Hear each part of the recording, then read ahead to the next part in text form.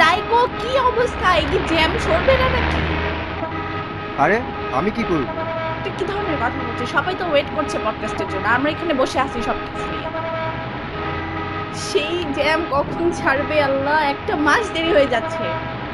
Jam তো মনে হচ্ছে ছাড়বে না। আচ্ছা আমরা তাহলে কি রিক্সায় বসে শুরু করে দিব? রিক্সা বসে শুরু করে রেখে দেওয়ার কি, চলেন একটা হোটেল সালাদিয়াতে নামি আমরা দুজনে, তারপর চা খেতে খেতে করি। চলেন আমরা পডকাস্ট শুরু করে দিই। You're listening to a podcast from Bullabine.com. আমি হলাম এলিয়ান, আপনাদের পৃথিবীতে অন্য জগৎ থেকে আইসি। এখানে দেখলাম যে পোলাপাইন.com খুব একটা চাই, অনেক কিছু বাংলা গান পাওয়া যায়।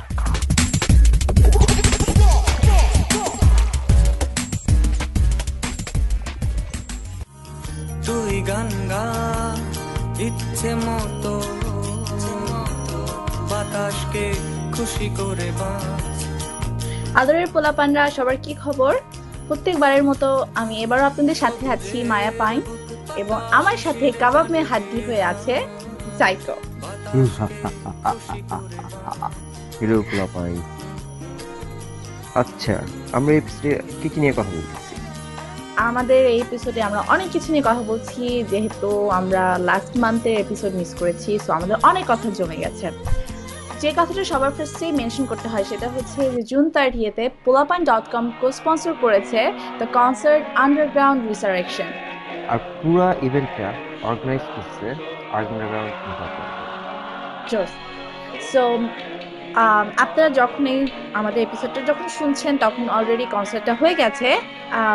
So hopefully you guys really had fun, আপনারা যারা কনসার্টে ছিলেন। তো এই কনসার্টে ফিচার করেছে আর্টসেল, আর ভাইরাস, ডিএনএ, স্টেন্টোরিয়ান, সুটসেয়ার, শেন, সিনপসিস জার্মান টাং। অ্যান্ড বেগ। কনসার্টটা হয়েছে নজরুল ইনস্টিটিউট অডিটোরিয়ামে। So that was really exciting. আমরা যারা এখানে থাকি তারা মিস করেছি, সো নেক্সট টাইম। দয়াল ভর করে দেয়, ভর করে দেয়।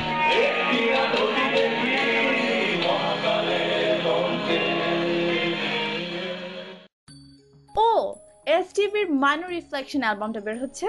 কিন্তু সমস্যা Yes. হচ্ছে এটা ফুয়াদ প্রোডাকশন, বন্যার মতো এটাও আর কি। ফুয়াদ যতগুলি অ্যালবামই করতেছে, কম্পোজ করতেছে, সবগুলি একটা না একটা ফ্যাকরা বাঁধতেছে। ওয়াও, কি আর বলবো, আনলাকি ফুয়াদ ভাই।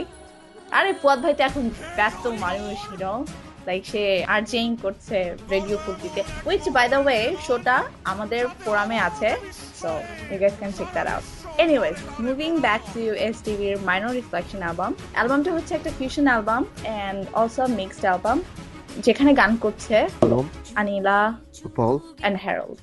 আর হচ্ছে আমাদের ফোরামে তো ডেমোগুলো আছে, ভিডিও আছে।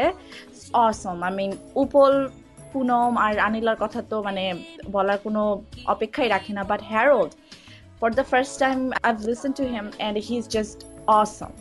অসাধারণ গলার কাজ। So I mean I know this album is gonna be one of the biggest hit. এর মধ্যে একটা গান আছে তোর জন্য আমি বললো। I know. ওকে, এটা আমরা ফুয়াদের মুখ থেকে শুনি, আই গেস। খবর কি ফুয়াদ? এটা কে, ফুয়াদ ভাই কি নাকি? অবস্থা? হ্যাঁ, কি অবস্থা? এই ফুয়াদ ভাই, আপনি তো এখন ফেমাস আরজে হয়ে গেছেন। হ্যাঁ, ফেমাস আছে না, আমার শোটা করি, মজা করি, ভালো লাগতেছে, এনজয়িং সো মাচ। এত গুণে গুণান্বিত, বাবা মাশাআল্লাহ। হ্যাঁ, কি বলে, বহুরূপী প্রতিভা। হ্যাঁ, বহুরূপী প্রতিভা নাকি এটা কপি ক্যাট? হ্যাঁ, পোলাপানের। কি অবস্থা সবার? তোমাদের কি অবস্থা? বিদেশে কেমন আছো? হ্যাঁ, বিদেশে ভালো আছি। দেশে কেমন আছেন আপনি বলেন? হ্যাঁ সেটা আগে বলেন। হ্যাঁ, দেশে কেমন আছেন এটা বলেন। আছি আর কি, ভালোই রাখি। মানুষের বেসিক নেসেসিটি যে ফুড, শেল্টার, ট্রান্সপোর্টেশন, এগুলি আগে ফিচার করে তারপরে বাকি সব চিন্তা করতে। রাইট। এসটিভির মাইনর রিফ্লেকশন, এটার মধ্যে বন্যর দুইটা ট্র্যাক শুনতেছি, তোর জন্য আমি বন্য আর একটা যন্ত্রতন্ত্র। সো এটার ঘটনাটা কি? হ্যাঁ, এটা ঘটনাটা হচ্ছে যে বন্য গানটা অ্যাকচুয়ালি আমি সেকেন্ড ভার্সন করছি। বেসিক্যালি প্রথম আমার গানটারই একটা রিমেক করছি, ইভেন কে বাসি বাজারে, দুইটা এটা হালকা ডিফারেন্ট ভার্সন। হ্যাঁ, টেকনিক্যালিটির জন্য বিকজ এই অ্যালবামটা কবে বের হবে না হবে জানি না, আর এই গানগুলি যদি বের না হয় নষ্ট হয়ে যেতেছে। So I don't know when they're going to do them, but আমি অ্যালবাম থেকে দুইটা গান রিকল করছি এবং রিকল করে একটু একটু পাল্টাই দিচ্ছি। ঠিক আছে, কে বাসি বাজারে আর তোর জন্য বন্য। আর এসটিভি রিফ্লেকশন ওরা কি করতেছে না করতেছে আমি ঠিক জানি না, বাট ওই অ্যালবাম আদৌ বের হবে কিনা তাও জানি না। সো এটা totally out of my mind, out of my sight. ও এসটিভির অ্যালবামের কিন্তু কভার পেজ করা হয়ে গেছে এন্ড ওরা অলরেডি প্রোমো দেখাইতেছে টিভিতে কিন্তু। আচ্ছা ভাইয়া আপনি নাকি এন্ড অফ সামারে নাকি একটা কনসার্ট করছেন? আচ্ছা, এন্ড অফ সামার মানে কি? হ্যাঁ, প্রিটি মাচ জুলাইতে আমার 3-4টা কনসার্ট আছে। উপল, তারপর আমিলা আর পুনম তো আসতেছে বাংলাদেশে। সো আমার basically 4 concert featuring all my artist, my friends who Singh with me. এটা একক শো হবে চিটাগাংয়ে, রেডিও ফুটি লঞ্চিংটা হবে প্রথম, আর তারপরে ঢাকায় সিরিজ অফ শোজ হতেছে আর কি। এটার জন্য প্রিপারেশন শুরু হয়ে গেছে। ভাইয়া গুড লাক দেশে সবাই নাড়াই অন দিতেছে না? এভরিথিং। ফুয়াদ ভাই তো আমাদেরকে বলেছিলেন যে জুনের 14 তারিখে বন্য বের হবে। অবভিয়াসলি বন্য আবারও ফাঁকি দিয়ে চলে গেল। What's going on actually, like আপনি কি কিছু জানেন? আমি যতদূর জানি বন্যর স্পন্সর করতেছে অ্যাকচুয়ালি একটা বিড়ির কোম্পানি। বিড়ির কোম্পানি ওদের প্রোডাক্ট লঞ্চের সাথে অ্যালবামটা রিলিজ করবে। এখন মোস্ট প্রবাবলি জি সিরিজ। বিড়ি কে খায়? বিড়ি কোম্পানি, দ্যাটস ইট। বিড়ি কেউ খায় না, সিগারেট। একটু বিড়ি কি আকিস বিড়ি এরকম টাইপের, এরকম নতুন কোন বিড়ি নতুন কোনো কোম্পানি? বিড়ি বা আই ডোন্ট নো লাইক কোন বিড়ি কোম্পানি, বাট ওদের বিড়ি প্রোডাক্ট লঞ্চের সাথে আরেকটু বন্য ছাড়বে। তো ওই বিড়ি বের হচ্ছে না দেখে অ্যালবামও বের হচ্ছে না। আই গেস এরকম একটা কোনো কিছু শুনছি। বাংলা যে জার্মানিতে পারফর্ম করলো একটা concert, your voice against poverty, ওনারা 2টা গান ওখানে পারফর্ম করেছে। একটা হচ্ছে যে নামাজ আমার, আর একটা হচ্ছে তাকদুম তাকদুম বাজে। হ্যাঁ হ্যাঁ, ওই ফাটা ফেলছে এটা দেখছেন? হ্যাঁ হ্যাঁ হ্যাঁ হ্যাঁ, পুরা মানে সবাই কিন্তু লোকাল অডিয়েন্সটাই কিন্তু ছিল, তাই না? Really nice.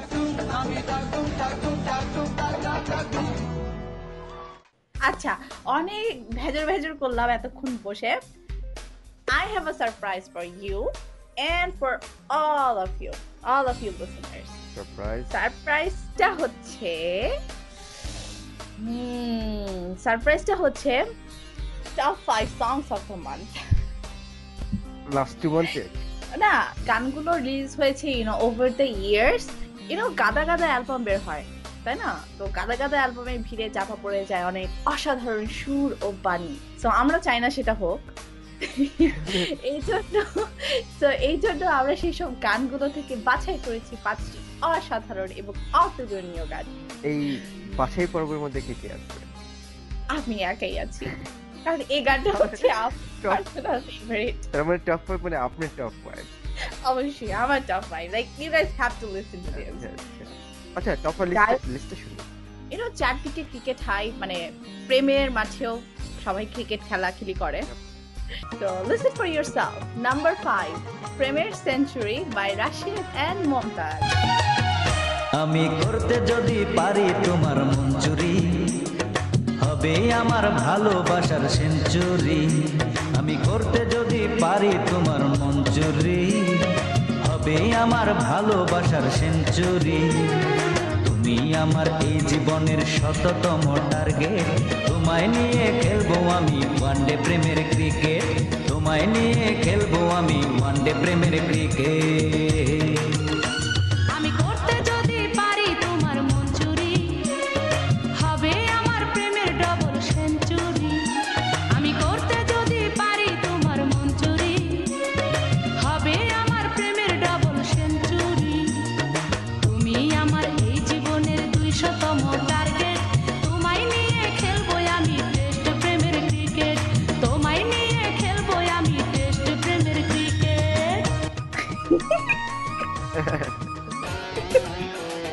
আচ্ছা, number 4, a complete fusion including the lyrics called Tanki Maira Allah Night by Aditya Sannasi. টাঙ্কি মাইরা হায়ার লাভ নাই, পারলে আসো ডেটিং কোহরি। টাঙ্কি মাইরা হায়ার লাভ নাই, পারলে আসো ডেটিং কোহরি। হায়রে দিন দুপুরে হলে ভালো, রাত্রিরে তো কথা নাই, আসো ডেটিং কোহরি। ও প্রেমের মরা জলে ডুবে না, কারণ প্রেম নদীতে পানি নাই। লাইলি মজনু শিরি ফরহাদের প্রেমের তাই তো এখন মার্কেট নাই। হায়রে দিন দুপুরে হলে ভালো, রাত্রিরে তো কথা নাই, আসো ডেটিং কোহরি। Okay, number 3, another ফাটাফাটি creation. কঠিন জীবনমুখী গান যাকে বলে আর কি। Number 3, ভালোবাসার গুষ্টি কিলাই by তাবিজ ফারুক। ভালোবাসার গুষ্টি কিলাই, ভালোবেসে ভালো নাই। ভালোবাসার গুষ্টি কিলাই, ভালোবেসে ভালো নাই। হৃদয়েতে দারুণ খরা, বৃষ্টির পানি কোথাও নাই। তাবিজ, I love you. সাইডে যা ভাঙতি না। ভালোবাসার গুষ্টি কিলাই, ভালোবেসে ভালো নাই। ভালোবাসার গুষ্টি কিলাই, ভালোবেসে ভালো নাই। ভালোবাসায় অন্য কারে ভালোবেসেছে, ভালোবাসার নিলাম করে। আর নাম্বার 2 হচ্ছে another romantic song by Tishma.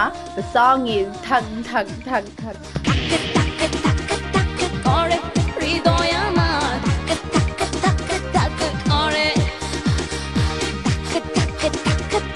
করে হৃদয় আমার, করে এত দুষ্টু ছেলে তার মিষ্টি হাসিতে আমার হৃদয়ে কড়া নেড়েছে। হৃদয়ে নারী স্বপ্ন বাড়ি, পালিয়ে গেছে সে অনেক দূরে। করে হৃদয় আমার, করে হৃদয় আমার, করে। And now time for number 1. The number 1 song যে গানটি সবাইকে ছাড়িয়ে গেছে and the Oscar Grammy goes to DJ Rahat song Kopa Shamsu.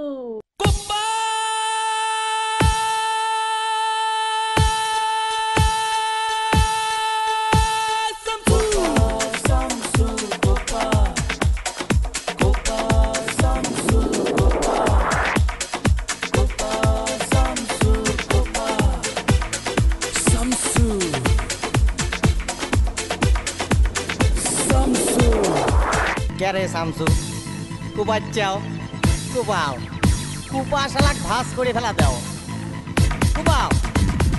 Shamsu আমার ফুপা, আমারে কইছে কোপা, সো কোপা কোপা, আরে কোপা কোপা কোপা। এই শামসু এখন সবারে কোপাইতে কইছে আমারে, সো কোপা, আরে কোপা, আরে কোপা কোপা কোপা।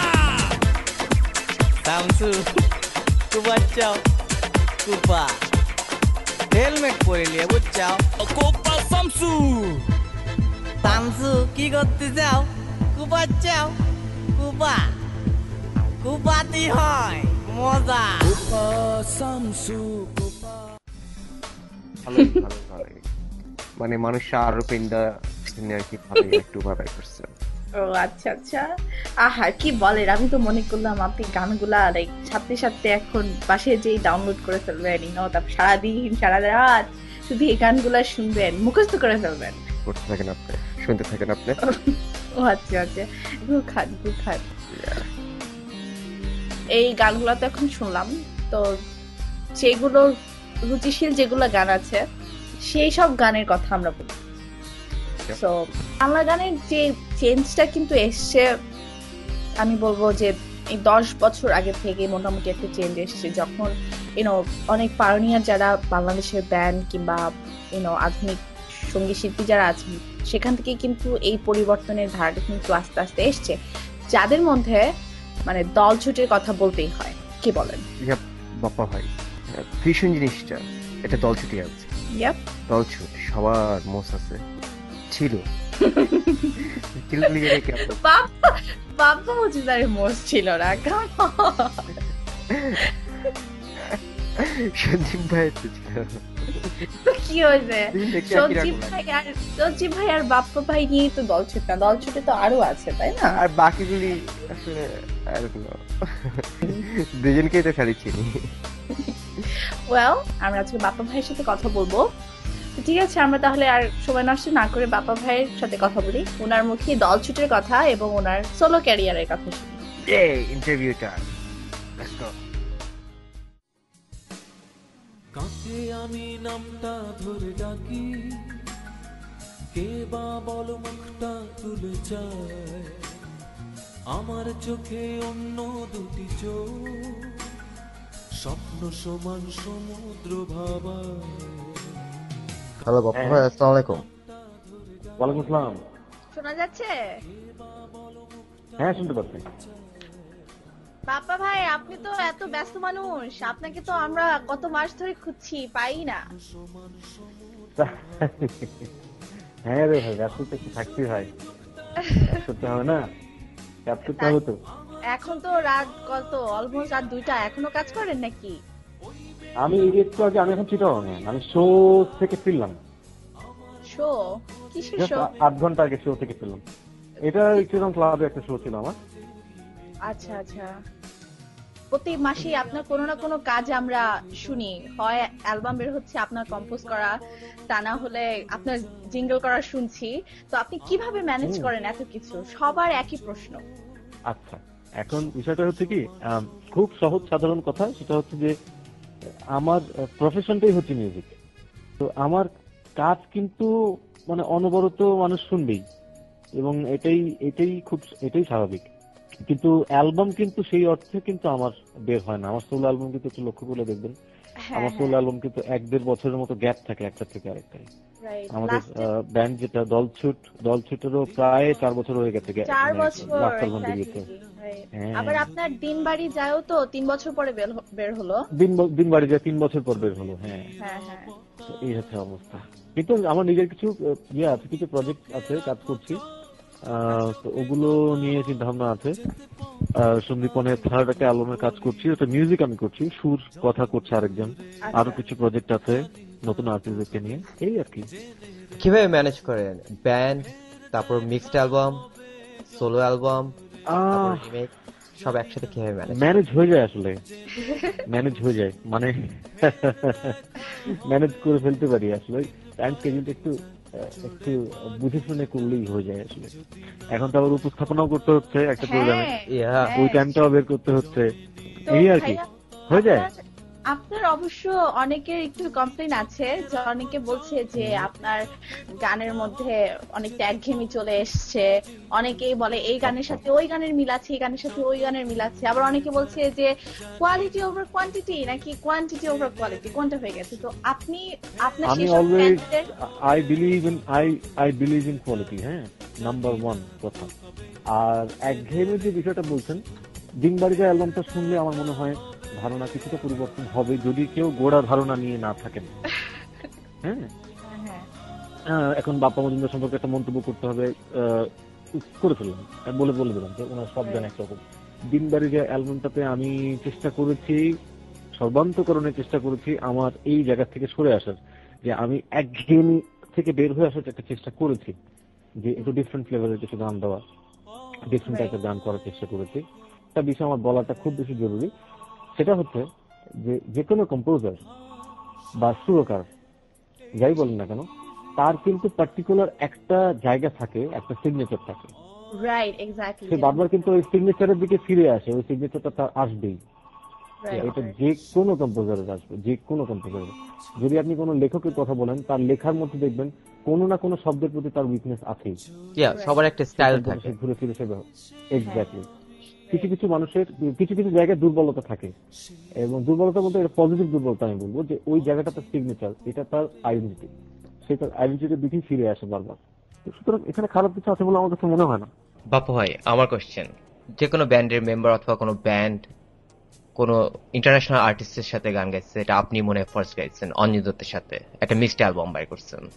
হ্যাঁ, সো আপনার এক্সপেরিয়েন্সটা কি অঞ্জন দত্তের সাথে এই অ্যালবামটা বাই করার সময়? অঞ্জন দত্তের সাথে এই অ্যালবামটা করার পেছনে প্রথমত আমি সম্পূর্ণ কৃতিত্ব দেব এই অ্যালবামটি যে অ্যারেঞ্জ করেছিল জুলফিকার রাসেল। জুলফিকার রাসেল এই অ্যালবামটি অ্যারেঞ্জ না করলে কখনোই আমার করা হতো না। আর অঞ্জন দত্ত সম্পর্কে আমার নতুন করে বলার কিছু নাই। আমি ব্যক্তিগতভাবে এই মানুষটিকে যতটুকু দেখেছি, simply he is a wonderful person. এত ভালো একটা মানুষ, এত বড় মাপের একজন ডিরেক্টর, এত বড় মাপের একজন মানে অভিনেতা, তো সেই মানুষটা যে কত কোঅপারেটিভ, এটা ওনার সাথে কাজ না করলে আসলে বোঝা যাবে না। এই মানুষটি কিন্তু সমস্ত কাজ ফেলে উনি কিন্তু কলকাতা থেকে বাংলাদেশে ছুটে এসেছেন জাস্ট 5-6টা গান রেকর্ড করার জন্য। হ্যাঁ, রিয়েলি ওয়ান্ডারফুল। এটা আমাদের জন্য, আমার জন্য একটা বিশাল পাওয়া কিন্তু, যে অঞ্জন দত্তর সাথে আমি গান গাইতে পেরেছি। এবং একটা ইনফরমেশন আপনারা জানেন কিনা জানি না, অঞ্জন দত্ত কিন্তু প্রথম কারোর জন্য সুর করেছেন, সে গানটা আমি গেয়েছি। হ্যাঁ, এবং সেই তোমার সাথে রাগ করে আর কি হবে, তোমার যায় না না না এই সবে, এই গানটা কিন্তু অঞ্জন দত্ত সুর করা, এবং ইনস্ট্যান্টলি স্টুডিওতে বসে শুরু করা, এবং ইনস্ট্যান্টলি গাওয়া, কিন্তু ইনস্ট্যান্টলি রেকর্ড করা এবং ওখানে বসেই গাওয়া ব্যাপারটা। এবং এটা আমার জন্য যে কত বড় সম্মানের ব্যাপার, এটা আমি আসলে ভাষায় ব্যক্ত করতে। আর ব্যান্ড মিউজিক থেকে আপনি মনে হয় ফার্স্ট কোনো মডার্ন আর্টিস্টের, মডার্ন সিঙ্গারের সাথে অ্যালবাম বের করছেন, ফাহমিদা নবীর সাথে, যেটা এক মুঠো মানে পপ, মানে আধুনিক। হ্যাঁ হ্যাঁ হ্যাঁ হ্যাঁ, রাইট। এই আইডিয়াটা কিন্তু আসে, আমি আর ফাহমিদা একটি চ্যানেলের জন্য, এনটিভির জন্য একটি গান করেছিলাম, তোমার চোখের মাঝে। হ্যাঁ, তো এই গানটার ভিডিওটা যখন টেলিকাস্ট হয়, ভিডিওটা যখন প্রচারিত হয় চ্যানেলে, তখন প্রচন্ড রকম একটা প্রেশার আসে আমাদের উপরে, যে আপনারা দুজন একসাথে অ্যালবাম করছেন না কেন। তো এই প্রেশারটা থেকেই কিন্তু এই এক মুঠো গান, যে অ্যালবামটির কথা আপনারা বলছেন, সেই অ্যালবামটি করা। এবং এই অ্যালবামটা কিন্তু আমি বলবো, এটা হয়তো একটু বড় হয়ে যাবে কথাটা বলা, তারপরে বলাটা উচিত, বাংলাদেশে এখন পর্যন্ত যতগুলো ডুয়েট অ্যালবাম বেরিয়েছে তার মধ্যে থেকে সব থেকে সাকসেসফুল ডুয়েট অ্যালবাম এটা। এত পছন্দ করেছে অডিয়েন্স, এবং এত মানে ওয়েল অ্যাকসেপ্টেড একটা অ্যালবাম হয়েছে যে এটা খুব ভালো লেগেছে। তো এখন আবার আরেক ধরনের প্রেশার আসছে, যে এক মুঠো গান 2 বের করেন। হ্যাঁ, তো এখন সেটা হয়তো খুব সহজা হবে না, কারণ এখন আমি দলছুট নিয়ে ব্যস্ত, প্লাস আমি আমার নেক্সট সোলো অ্যালবাম নিয়ে চিন্তা করছি। কারণ আমাকে একটা অ্যালবাম করতে গেলে চিন্তা করতে হয় প্রায় 1-1.5 বছর আগে থেকে, হ্যাঁ, যে সামনের অ্যালবামটা কি করবো। দলছুটের অ্যালবামটা অনেক বেশি জরুরি, প্রায় 4 বছর গ্যাপ হয়ে যাচ্ছে। সো মানে আমি একদম মানে মাথা খারাপ হয়ে যাচ্ছে আর কি অ্যালবামটা নিয়ে ভাবতে ভাবতে। আমরা সেটাই চিন্তা করছিলাম যে হাসান মাসুদের করা যে একটা অ্যালবাম ছিল, যে হৃদয় ঘটিত, ওই অ্যালবামটার মধ্যে তো আপনি মিউজিক অ্যারেঞ্জমেন্ট করেছেন, এবং রাইট, সঞ্জীব দাও ছিলেন ওনার সুরে করা। তো আমরা চিন্তা করলাম যে সঞ্জীব দা আছেন, বাপ্পা ভাই আছেন, কিন্তু ওনারা কেন দলছুট কেন করছেন না, দলছুটের কেন অ্যালবাম বের করছেন? দলছুটের অ্যালবাম বের করতে না বের করার একটা অন্যতম কারণ হচ্ছে যে দলছুট নিয়ে যেই নিবিড় ভাবে, যেই মানে যে ডিপলি ভাবার যে অপশনটা, যে স্কোপটা, সেই স্কোপটা আমরা কেউই পাচ্ছি না। আমি পাচ্ছি না, সঞ্জিতাও পাচ্ছেন না, আমার আদার ব্যান্ড মেম্বার যারা আছে ওরাও পাচ্ছে না, কারণ প্রত্যেকে প্রফেশনাল লাইফের যে জায়গায় ব্যস্ত। হ্যাঁ, তো দলছুট নিয়ে না, আসলে দলছুট এমন একটা ব্যাপার না, স্পেশালি মানে আমার কাছে দলছুট বিষয়টা অসম্ভব রকম একটা সফট জায়গা। এইখানে এই জায়গায় আমি কোন রকম মানে ছাড় দিতে রাজি না, যে আমি মাথা ঠান্ডা করে আমি গানটা নিয়ে বসবো, দলছুটের গান নিয়ে, এবং আমি দরকার হলে 100 দিন ভাববো একটা গান নিয়ে। বাট দলছুট বিষয়ে কোন রকম কম্প্রোমাইজ না। হ্যাঁ, ব্যাপারটা এরকম। সে কারণে হচ্ছে কি দেরি হচ্ছে। আমি আশা করছি এই বছরই বের হয়ে যাবে দলছুট অ্যালবাম, এবং আশা করছি সত্যি কথা বলতে 4-5 মাসের মধ্যে আমি দলছুট অ্যালবাম চাচ্ছি আসলে, যে আসুক অডিয়েন্সের সামনে। ভাই আমরাও তাকিয়ে আছি, অনেকদিন হয়ে গেল। দলছুটের মেইন যে জিনিসটা, সেটা হচ্ছে দলছুটের কথা, মানে অবিশ্বাস্য Exactly. অবিশ্বাস্য রকম Exactly. সুন্দর এবং ডিফারেন্ট। তো ভাইয়া আমরা এখন একটু পেছনে যাই। আমি আমি পাবনার মানুষ, আমি পাবনার মেয়ে। ও আচ্ছা। তো আমি দেখি জানি আমার যে আচ্ছা। জি, তো আমি নিজে জানি যে ওখানে মজুমদার ফ্যামিলি মানে কতটা বিখ্যাত ওখানে, এবং আপনার বাবা মানে মারিন মজুমদার, এবং আপনার মায়ের কথা তো না বললেই না। তো আপনি সেরকম ফ্যামিলি এবং সেই যে মনিহার সঙ্গীত একাডেমি থেকে যে বড় হয়ে এসেছেন, আপনি কেন ক্লাসিক্যালে কেন গেলেন না? আপনি কেন এই দিকটায় চলে আসলেন? আমার সত্যি কথা বলতে কখনোই কিন্তু ক্লাসিক্যাল আর্টিস্ট হওয়ার ইচ্ছে ছিল না, একদম সোজা সাপটা কথা। আমার কিন্তু কখনোই ক্লাসিক্যাল আর্টিস্ট হওয়ার ইচ্ছে ছিল না। কখন প্রেসার Classic আসে based ফ্যামিলি গান- থেকে? ফ্যামিলি থেকে আমাকে কখনোই প্রেশার দেওয়া হয়নি। আমার বাবা খুব লিবারেল একজন মানুষ ছিলেন, এবং আমার বাবা কিন্তু কখনোই প্রেশার দেননি যে তোমাকে এটাই করতে হবে, এটাই তোমাকে হতে হবে, কখনোই না। বাবা যেটা বলতেন যে তোমার যেটা করতে ভালো লাগে তুমি সেটা করো, বাট যেটা করো সেটা ভালো করে করো। আর আরেকটা কারণ হচ্ছে কি, এটা অবশ্য খুব এসকেপিস্টের মতো মনে হতে পারে কথাটা শুনে, বাট সত্যি কথা বলতে আমাদের দেশে ক্লাসিক্যাল মিউজিকের প্রতি কোন রকম শ্রদ্ধাবোধ মানুষের নেই, অ্যাবসলিউটলি কোন রকম রেসপেক্ট নেই ক্লাসিক্যাল। অথচ ক্লাসিক্যাল মিউজিকটাই হচ্ছে কিন্তু গানের বেসিক একদম ব্যাপার, শেকড়। হ্যাঁ, একদম শেকড়। মানে কি, আমি একদম একটা ছোট্ট উদাহরণ দিলেই আপনারা খুব পরিষ্কার ভাবে বুঝতে পারবেন। ABCD না শিখে কেউ একটা শব্দ লিখতে পারবে না, কেউ শব্দ না লিখলে সেন্টেন্স লিখতে পারবে না।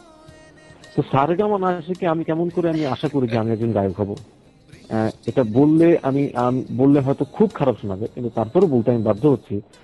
অনেক রিনাউন্ড আর্টিস্ট আছেন যাদেরকে আমি যদি জিজ্ঞেস করি যে সারেগামাটা প্রপার স্বরে একটু গান, সারেগামা পাধানিসা সানিধাবা মাগারিসা, এটা প্রপারলি করেন, আমি মোটামুটি শিওর যে অ্যাটলিস্ট 40 থেকে 50% আর্টিস্ট পারবে না সেটা করতে। হ্যাঁ, তারা তারা যেটা করছেন তারা কিন্তু একদম ঈশ্বর প্রদত্ত ক্ষমতা দিয়ে করছেন, কিন্তু শিখে কেউ রাখেন, সবাই শর্টকাট খুঁজে। এই শেখার জায়গাটায় প্রচন্ড রকম অনীহা। কিন্তু এনিওয়ে এগুলি বলতে গেলে অনেক তিক্ত কথা আসবে, আমি বলতে চাই না। আমরা পরের প্রশ্নে যাই। তো ভাই আপনি বলছিলেন যে আপনি মানে কখনো ফ্যামিলি থেকে ওরকম প্রেসার আসেনি যে তোমাকে এই টাইপের গানই করতে হবে, তার মানে বোঝা যাচ্ছে আপনি অন্য গানও শুনতেন, অন্যের গানও শুনতেন। তো আপনার কাদের গান আপনাকে বেশি ইনফ্লুয়েন্সড করেছে? আমি ছোটবেলা থেকে আমার বাসায় যখন প্রথম আমার কাজিন পার্থপ্রতিম মজুমদার, নাম হয়তো শুনে থাকবেন, ইজ মাই কাজিন। তো মেজদা যখন আমাদের বাড়িতে প্রথম একটা ছোট্ট ক্যাসেট প্লেয়ার নিয়ে আসলেন, ফিন ওয়ান, যেটা দিয়ে ক্যাসেটও শোনা যায়, রেডিও শোনা যায়। হ্যাঁ, তো ওটা দিয়ে আমি তখন শুনলাম হচ্ছে ভূপেন হাজারিকা, তারপরে মান্না দে, তারপর কিশোর কুমার, হ্যাঁ, তারপরে লতা মঙ্গেশকর, আশা ভোসলে, ইনারাদের গান শুনলাম। আবার এট দি সেম টাইম তখন অ্যাবা শুনতাম। হ্যাঁ, তো একটা মিক্সড একটা ব্যাপার ছিল। তো এই ধরনের অনেক গান আমি শুনেছি। আসলে গান শুনে না এক ধরনের সেন্স ডেভেলপ করেছে আমার ভিতরে ছোটবেলা থেকে। আর সেই সময় মিউজিক কলেজে থাকা অবস্থায় নিচে রিহার্সাল হতো, প্র্যাকটিস হতো, যে কেউ ক্লাসিক্যাল মিউজিকের করছে, প্র্যাকটিস করছে। আর মিউজিক কলেজের একটা ক্লাস শেষ হয়ে গেলে বিকেল 5টার পর থেকে মেজদারা ওই drum sound, bass guitar, lead guitar এগুলো নিয়ে রিহার্সাল করতো, তবলা, ড্রামস দিয়ে। ওইটাও এক ধরনের প্রভাব ফেলেছে আমার ভিতরে। তো ওই বিষয়গুলো ছিল আর কি, ভেতর থেকে কাজ করতো। আপনার সঙ্গীতে হাতে খড়ি কি গান গাওয়া দিয়েই, নাকি আপনি ইনস্ট্রুমেন্টও কিছু বাজাতেন? আমার বেসিক্যালি আমি তো ছোটবেলা থেকে একদম ছোট থেকে বাবা মায়ের কাছে গান শিখেছি, কিন্তু ওইটা ওই শাব্দিক অর্থে গান শেখা নয়। মানে বাবা রেয়াজ করছেন, বাবা হঠাৎ বললেন যে এদিকে আয়, আমি আসলাম, বাবার কোলের উপর তুলে বসিয়ে বল সা, বাবা সা ধরলেন, আমিও সা ধরলাম, বাবা সারে গামা পাধানিসা স্বরগুলো চিনিয়ে দিলেন, আমি এভাবে চিনলাম স্বরগুলো। বেসিকটা শুরু হয়েছে আমার এইভাবে। বাট আমাদের ইনস্ট্রুমেন্ট যেটা, আমার কিন্তু প্রথম ইনস্ট্রুমেন্ট কিন্তু তবলা। আমি কিন্তু তবলা দিয়ে আমার বেসিক্যালি আমার কিন্তু মিউজিক্যাল সেন্স ডেভেলপ করলো কিন্তু তবলা থেকে। তারপরে তবলার পরে আমি ধরলাম হচ্ছে গিটার ধরলাম, বড় ভাইয়ের কাছে শিখলাম। তারপরে যখন মনে হলো যে না আমার কিছু কম্পোজিশন করা দরকার, তখন টুকটুক করে কিবোর্ড ধরলাম, কিবোর্ড টুকটুক করে বাজানোর চেষ্টা করতাম। এভাবে আসলে শুরু আমার। আচ্ছা বাপ্পা ভাই, আপনি লিরিক্স গুলো লিখে কে? প্রত্যেকটা লিরিক্সের টাইটেলই অনেক মানে পুরো কাব্যিক। তো আপনার গানের টাইটেল গুলি কে চুজ করে এন্ড গানের লিরিক্স গুলি কে লিখে নরমালি? গানের লিরিক গুলো মূলত লেখেন হচ্ছে সঞ্জিত দা, রানা, জুলফিকার রাসেল, মাসুম, তারপর আর কার কথা বলবো, রাসেল অনিল, ইদানিং একটা ছোট্ট একটি ছেলে আমার সাথে কাজ করছে শাহান, আর একটা ছেলে কাজ করছে আপন। তো আমার লাস্ট দিন বাড়ি যায় অ্যালবাম যেটাতে, সেখানে শাহান আর আপন দুজনেরই একটা একটা করে গান আছে। তো গানগুলো ওরাই লেখে। তো গান থেকে টাইটেলটা কখনো কখনো হয় কি, কখনো কখনো গানের প্রথম লাইনটা টাইটেল হিসেবে ইউজ করি, কখনো কখনো গানের ভেতরকার অর্থটা একটা টাইটেল দেই।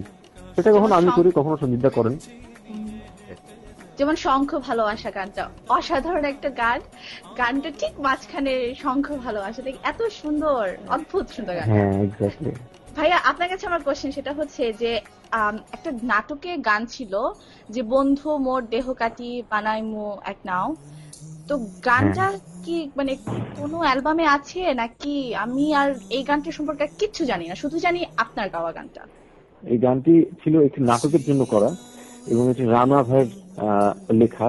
উনি বিখ্যাত একজন পরিচালক, নাট্য পরিচালক। তো ওনার লেখা আব্দুল্লাহ রানা।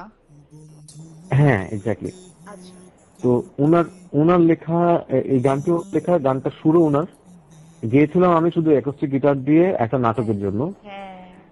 এবং এই গানটি আর কোথাও পাওয়া যাচ্ছে না, আমি আনফরচুনেটলি গানটা আমার নিজের কাছে নেই।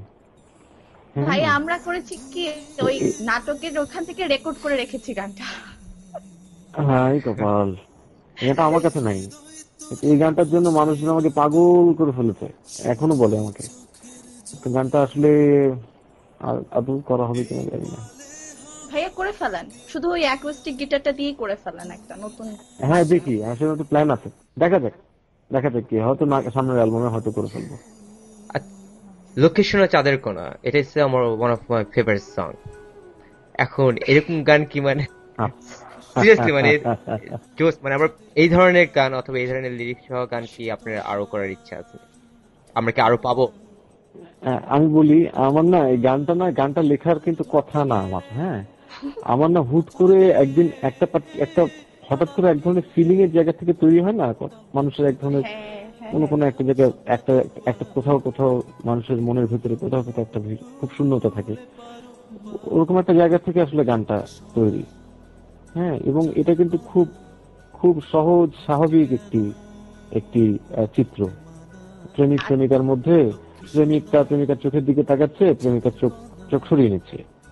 হ্যাঁ, আমি কখনোই ভাবিনি যে আমি এরকম একটি মানে শিশু সুলভ গান লিখে ফেলবো, কিন্তু লেখা হয়ে গেল এবং এটাই আমার প্রথম লেখা গান। কিন্তু আমি তো আগে কখনো গান লিখিনি। ভাইয়া যে প্রশ্নটা এখন চলে আসছে আপনার কথা শুনে, তো আপনার কি কোনো মানে ভালো লাগা ভালোবাসা লক্ষ্মী সোনা চাঁদের কোনো আছে? বাপ্পা ভাই খুব টেনশনে আছি বাপ্পা ভাই এটা নিয়ে।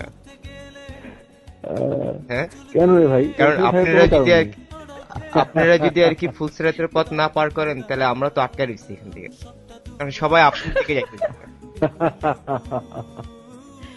ভাইয়া হাসলে সবাই আপনার দিকে যাইতেছে।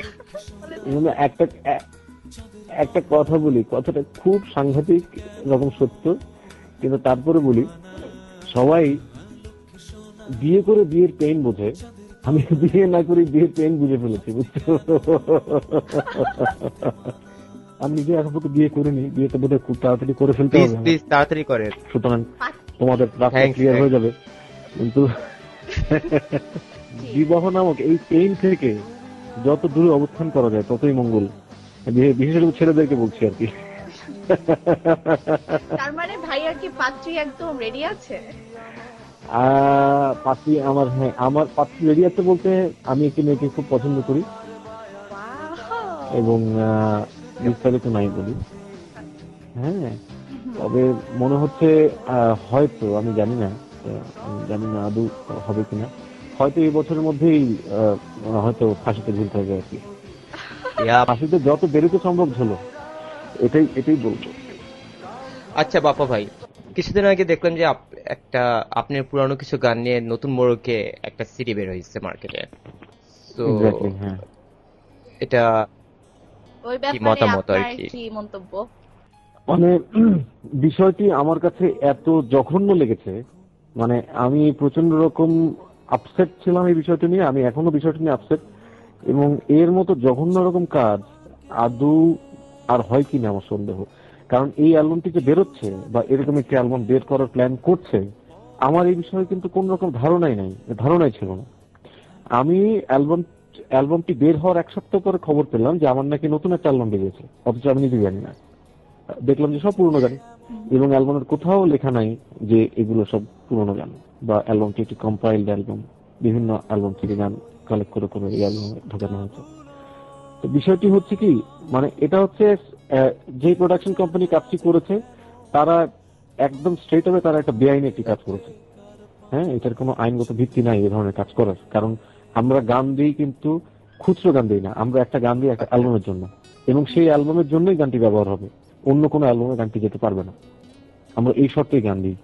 হ্যাঁ, তো এটা স্ট্রিক্ট এক ধরনের চিটিং। হ্যাঁ, এটা মানে তারা আর্টিস্টকে চিট করছে, আর্টিস্টের সাথে চিটিং করছে, তার শ্রোতাদেরও প্লাস উচিত অডিয়েন্সের সাথে চিটিং করছে। Right. অডিয়েন্স মানে 100% প্রতারিত হচ্ছে অডিয়েন্স। এবং সত্যি কথা বলতে আমি যে কত অফেন্সিভ SMS রিসিভ করি প্রতিদিন আমার এই অ্যালবামটির জন্য, লিটারালি মানুষজন আমার সাথে SMS এ আমাকে যে ভাষায় কথা বলে, যেই ভাষায় আমাকে দোষারোপ করে, সেটি আসলে নেওয়ার মতো না, বাট তার জন্য কিন্তু আমি দায়ী না। হ্যাঁ, তো এটা নিয়ে আমি ভেবেছিলাম যে আমি এটা নিয়ে কি করবো, আমি কি এটা নিয়ে কি কোনো আইনগত ব্যবস্থা আমি নেন আপনি? আইনগত ব্যবস্থা নিয়ে লাভ কি? আইনগত ব্যবস্থা নিয়ে লাভ, যেটা লাভের থেকে ক্ষতি বেশি। আমি আইনগত ব্যবস্থা নেব, কিন্তু আলটিমেটলি যেটা হবে কি, এটার নেগেটিভ ইফেক্টটা আমার উপরেই পড়বে টু দ্য টুমরো। আচ্ছা আচ্ছা। এখন মানে মানে এটা মানে মানে আমি যদি এখন এক্সপ্লেন করতে যাই অনেক কিছু বের হয়ে আসবে, যেগুলো আমি বলতে চাই না আসলে কথাগুলো। তো আমি এই বিষয়টা নিয়ে অসম্ভব রকম মনক্ষুণ্ণ, অসম্ভব রকম ব্যথিত। আমি এইরকম এই মানের এত বড় একটি প্রোডাকশন কোম্পানি থেকে এই ধরনের আচরণ আমি আশা করিনি, এবং আমি ভবিষ্যতে আমি প্রোডাকশন কোম্পানির জন্য আদৌ কখনো কাজ করবো কিনা আমি জানি না। আমার সত্যি আর কাজ করতে ইচ্ছে নেই কিছুতে। আচ্ছা, আমরা এখন একটু হালকা ইতে চলে আসি, হালকা প্রসঙ্গে আসি। ভাইয়া, আপনি বাংলাদেশের বাইরে কোথায় কোথায় কোন কোন দেশে শো করেছেন, এবং আপনার বাইরের অডিয়েন্সদের সম্পর্কে মানে তাদেরকে কেমন মনে হয়েছে, তাদের কাছ থেকে কিরকম রেসপন্স পান আপনি? আমি শো করেছি হচ্ছে, আমি নিউ ইয়র্কে করেছি, আমি এলএতে করেছি, আচ্ছা, এদিকে করেছি আমি মন্ট্রিয়ালে করেছি, সিডনিতে করেছি, আমি শ্রীলঙ্কাতে করেছি, ফ্রান্সে করেছি, প্যারিসে। আমার ওভারঅল মানে দেশের বাইরে যারা থাকেন তাদের কাছ থেকে আমি অসম্ভব রকম ভালো ইয়ে পেয়েছি, মানে ফিডব্যাক পেয়েছি, অসম্ভব ভালো ফিডব্যাক। এবং এটা যে কি ভালো লাগে না, যে দেশের বাইরে মানুষ আমার গান শুনছে, আমার গান মানুষজন গাইছে। হ্যাঁ, মানে এত দেশ থেকে এত দূরে দূরে থাকে, দেশ ছেড়ে দিয়ে বহু দূর পাড়ি দিয়ে তারা বিদেশে যাচ্ছে, থাকছে, কাজ করছে, পরিশ্রম করছে, সেই মানুষগুলি আমার গান গাইছে, আমার গানে আমার সাথে গলা মিলে। এই বিষয়টি এত অদ্ভুত রকম ভালো লাগার ফিলিং, এটা আসলে ভাষায় ব্যক্ত করাটা খুব ডিফিকাল্ট। তো এরকম অনেক অনেক গুড ফিলিং আমার জমা হয়ে আছে, অনেক ব্যাড ফিলিংও আছে, যেগুলো আর খারাপ কথা না বলি, ভালো কথাগুলোই বলি। যেমন আমার মনে আছে আমি এলএতে যে শোটি করলাম, সেই শোটি আমি করেছি শুধুমাত্র একটা অ্যাকোস্টিক গিটার দিয়ে। আমার সামনে অডিয়েন্স ছিল প্রায়, একটা মেলা চলছিল। হ্যাঁ, মেলার মধ্যে তোমরা তো জানোই কিরকম হয় প্রোগ্রাম গুলো। মেলার মধ্যে যেটা হচ্ছে, মেলা তো ইউজুয়ালি মানুষজন সবাই কেনাকাটা ব্যস্ত থাকেন, কিছু মানুষ গান শোনেন, কিছু মানুষ মেলায় ঘোরাফেরা করেন। যেটা হয়েছিল, আমি যখন গান করছিলাম তখন মেলা আছে না, ওই সময়টা না কেনা বেচাটা কম হয়েছে, মানুষজন এসে আমার গান শুনেছে। হ্যাঁ, মানে তারা গান শোনার ব্যাপারে অনেক বেশি ইন্টারেস্টেড ছিল। তো এটা আমার কাছে এক ধরনের গুড ফিলিং দেয় এটা আমাকে। আমি যখন ক্যানাডাতে শো করলাম, ক্যানাডায় ফোবানার একটা প্রোগ্রাম ছিল, হ্যাঁ। প্রোগ্রামের প্রোগ্রাম নিয়ে আমি বেশি কিছু বলার দরকার নাই। তো সেখানে অসম্ভব রকম মিস মানে ডিসঅর্গানাইজড অবস্থা আর কি ওখানে। হ্যাঁ, জি। আমার যেদিন শো করার কথা সেদিন শো করতে পারিনি। তারপর দিন আমি প্রায় 2.5 ঘন্টা বসে থেকে পরে স্টেজে উঠলাম, একটা গান গিয়ে আমি নেমে আসলাম। হ্যাঁ, কিন্তু ওখানে যেটা হলো, ওই একটা গান যখন আমি গাইছি, আমি যখন নেমে আসছি তখন স্টেজের নিচ থেকে একটি ছেলে আমার হঠাৎ করে পা জড়িয়ে ফেললো।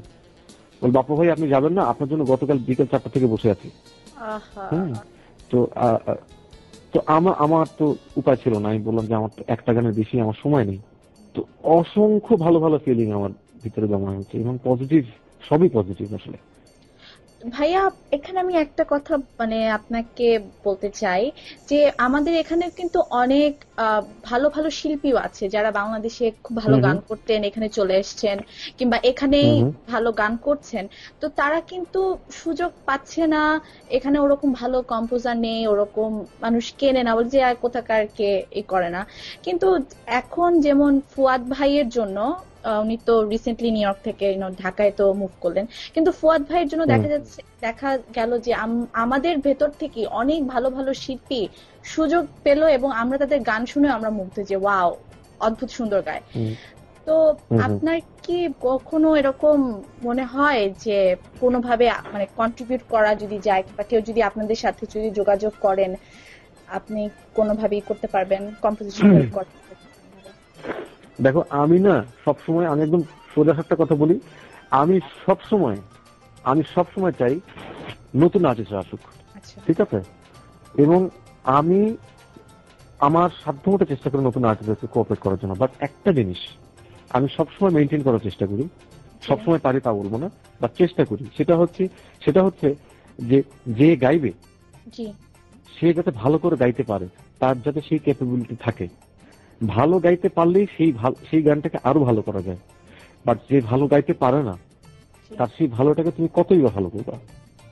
ফুয়াদ যে কাজটা করেছে এখন পর্যন্ত, ফুয়াদ অসম্ভব রকম ট্যালেন্টেড একটা মিউজিশিয়ান, অসাধারণ রকম ট্যালেন্টেড একটা মিউজিশিয়ান। তো ফুয়াদ যে কাজ জানে, আমার কাছে মনে হয় আমিও কোনো জায়গায় আমি এত কাঁচা ওর কাছে। হ্যাঁ, ও এত ভালো কাজ করে ছেলেটা।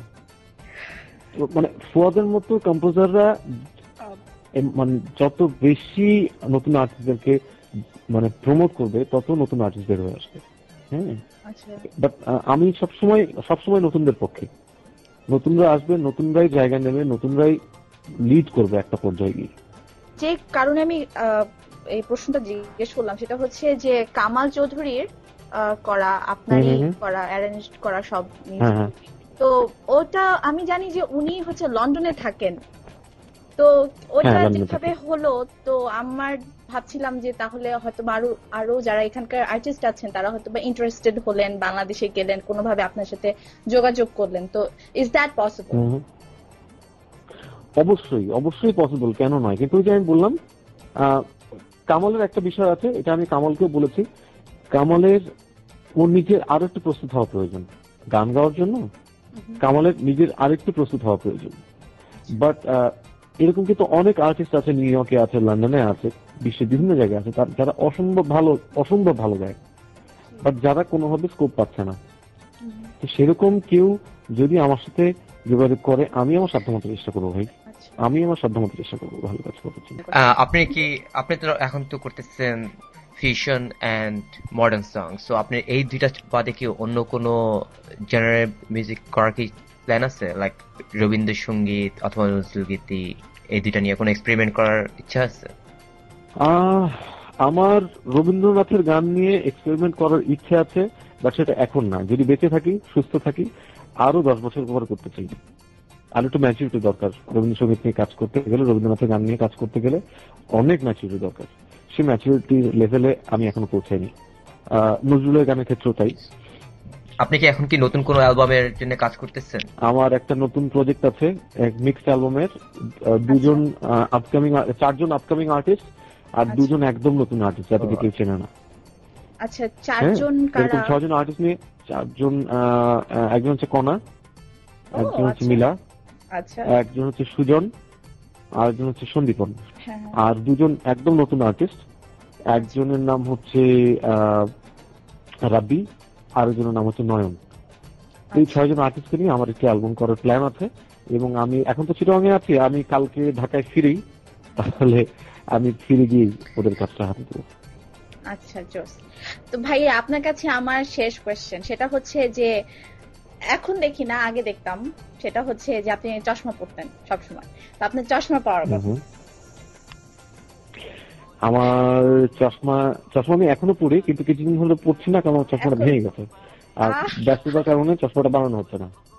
আচ্ছা, আমার চশমা পাওয়ার হচ্ছে, হ্যাঁ আমার চশমার পাওয়ার হচ্ছে, আমার ডান চোখের পাওয়ার হচ্ছে -0.75, আর বাম চোখের পাওয়ার হচ্ছে -1.75।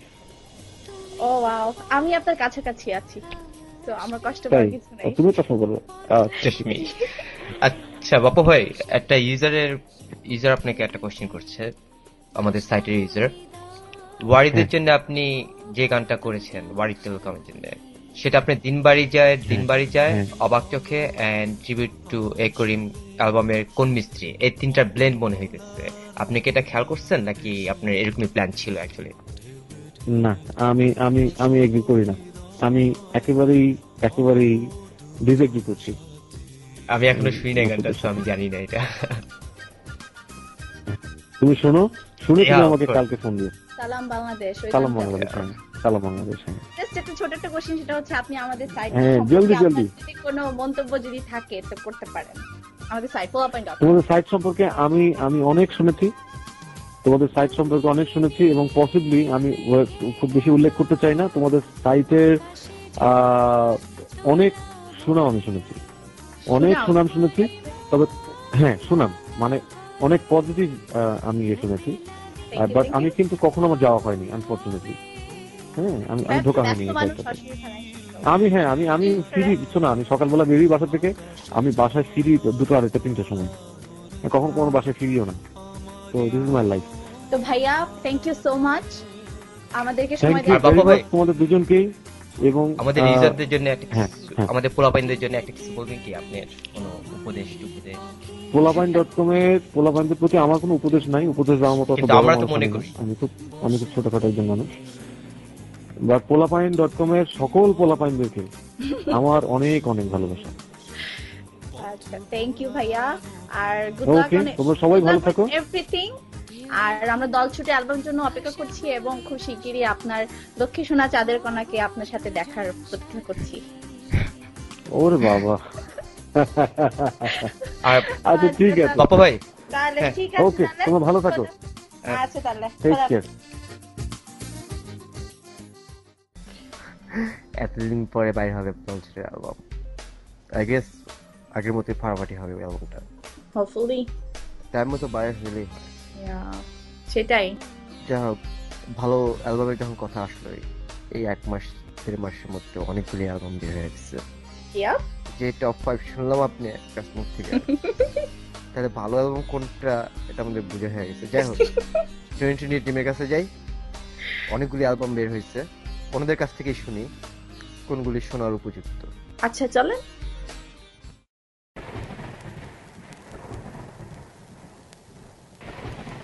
ব্লুসেন্ট, কি ব্যাপার? অনেকক্ষণ ধরে ওয়েট করতেছি, এত দেরিতে আসলা? আরে আপু আর বলো না, এই যে আষাঢ় মাসের বৃষ্টি, তার উপর ট্রাফিকের ছেঁড়া বেড়া অবস্থা। বাট ডোন্ট ওয়ারি, 4টা অ্যালবাম নিয়ে এসেছি, সো পুরো 1 ঘন্টা অ্যালবামের রিভিউ দিবই আজকে। ওকে, প্রথমে কোনটা দিয়ে শুরু করা যায় বলো? তো প্রথমে শুরু করি ওয়ারফেয়ারের খেলাঘর। ওইটা তো আমি ভালো করে শুনি নাই আসলে। না না, আমি চেষ্টা করছি তো শোনার, বেশ কয়েকবার 3-4 বার আমি চেষ্টা করছি, বাট প্রত্যেকবার গানগুলো কেন জানি মিনিট খানেকের বেশি আর শোনার ইচ্ছা করে নাই কেন। আমি অ্যালবামটা বেশ কয়েকবার শুনেছি, এন্ড ওভারঅল অ্যালবামটা আমার বেশ ভালো লেগেছে। কিন্তু আপু, এই অ্যালবামটা কিন্তু বেশ অল্টারনেটিভ টাইপের, সো যারা অল্টারনেটিভ টাইপের গান পছন্দ করে তাদের বেশ ভালো লাগবে অ্যালবামটা আমার মতে। এবং প্রথম গান যেটা অনন্তকাল, আমি গানটার থিমটা ঠিক ধরতে পারি নাই, কিন্তু গানটার কম্পোজিশনটা আমার বেশ সুন্দর লেগেছে। এবং তারপরে হচ্ছে ধূসর প্রহর, অসাধারণ লিরিক, আর রিদমটা তো খুবই সুন্দর একটা।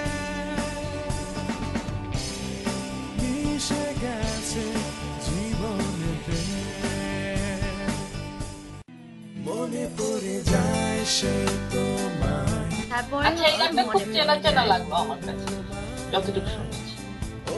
এরা এই গানটার নাম কিন্তু ওরা দিয়েছে মনে পড়ে যায় 2 আর তোমার চেনা চেনা লেগেছে কারণ এই গানটা ফুয়াদের সাথে এই আগে একটা অ্যালবামে বের হয়েছে। ইন্ট্রোটা বেশ পরিচিত মনে হয়েছে আমার কাছে। এই গানটা কিন্তু শান্ত ভাইয়ের যে কাল রাতে গানটা আছে সেটা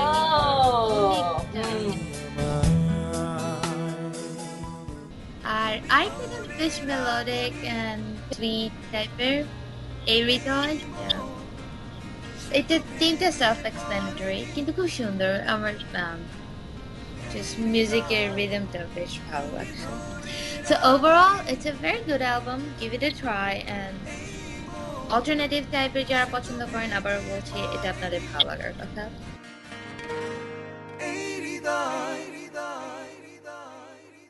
And next album, Deshi MC's Band.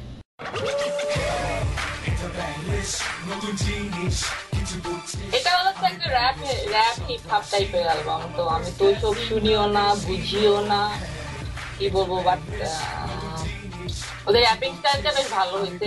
এইটা এতটুকু আমি বুঝছি কিন্তু একটা জিনিস আমার খুবই কানে লাগছে সেটা হলো ওদের ইউজ অফ প্রফানিটি। মানে এতই কি জরুরি র‍্যাপ করতে হলে প্রফানিটি ইউজ করতে হবে? আমি এটা এগ্রি করি না।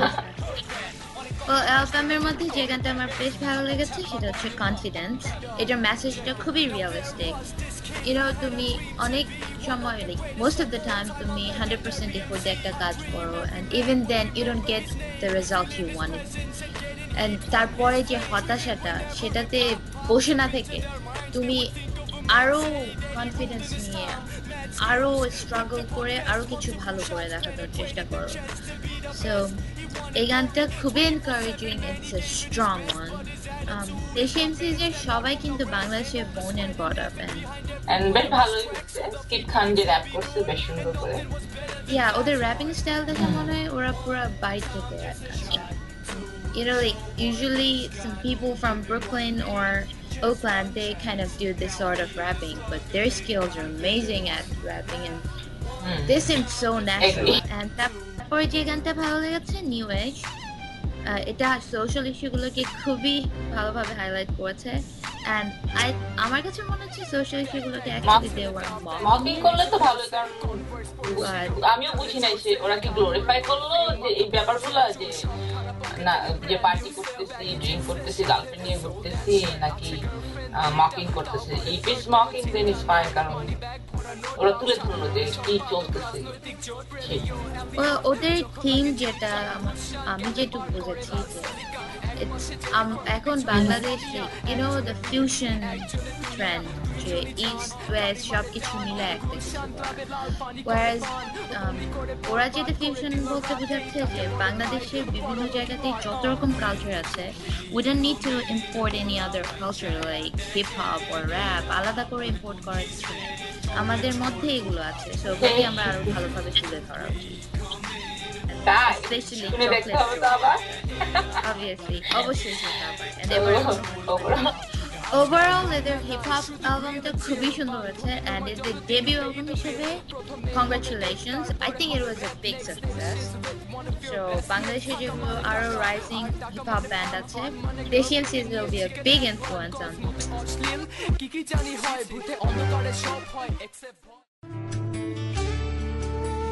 এরপরে যে অ্যালবামটা হচ্ছে সেটা হলো SI টিউটলের জলের ভেতর জলের জ্বলন। তো ওইটা একটা পপ ফিউশন অ্যালবাম, কিন্তু নতুন করে সব অরিজিনাল গান, এমন না যে ওরা পুরানা ফোক সং গুলো আবার নতুন করে রিমিক্স করছে বা কিছু। তো আমার তো খুবই খুবই ভালো লাগছে এই অ্যালবামটা। আর এখানে একটা গান আছে মাকে নিয়ে, ওটা খুবই সুন্দর, খুবই ইমোশনাল গান। তারপরে ওই যে নাটক আছে না রঙের মানুষ আর ভবের হাত, হ্যাঁ আপু, এই দুটোর থিম সং কিন্তু এই অ্যালবামটাতে আছে আর আমাদের ফোরামে তো প্রায় এই দুটো গানের জন্য রিকোয়েস্ট আসে। আমার এই অ্যালবামে যে দুইটা গান সবচেয়ে বেশি ভালো লাগছে সেই দুইটা হলো ভালোবাসি তারে আর অসম্ভব সুন্দর গান, সুন্দর লিরিক্স আর খুবই রোমান্টিক গান। তো অনেকের কাছে মনে হইতে পারে যে গানগুলো খুবই সুগারি, না নাইলে একদম বোরিং হয়ে যাবে, লাইফটা পাঁচশে লাগবে, তাই না? আমাদের নেক্সট অ্যালবাম এটা- হচ্ছে নওরিনের অপারে সূর্য এপারে অস্তাচল। সো প্রথমে যে গানটা আমি এই গানটা তো খুবই রিবেলিয়াস টাইপের লিরিক এবং রিবেলিয়াস অ্যাজ ইন খুব স্ট্রং লিরিক্স। গানটাতে you get a sense of self confidence and আমার যেটা মনে হচ্ছে যে it's more about যখন you have a gut feeling যে this is the right thing to do, just go ahead, তুমি কাজটা করো। আরেকটা গান আছে অতলান্তিক পারে, ওই গানটা কিন্তু বেশ শুন। এবং গানটার মেইন থিম যেটা যে তুমি দেশ থেকে দূরে থাকো, যখন দেশে সবার কথা মনে হয়, বন্ধু বান্ধব, বাবা মা সবাই। পারে উড়ছে সাদা মেঘের দল। এই অ্যালবামে আরো একটা গান Abinashi Saptarashi, it's a must listen song. হ্যাঁ, গানটা বেশ সুন্দর আছে। সুন্দর লিরিক এবং মেলোডিটা অসাধারণ। সো সবাই এই গানটা অবশ্যই শুনবেন।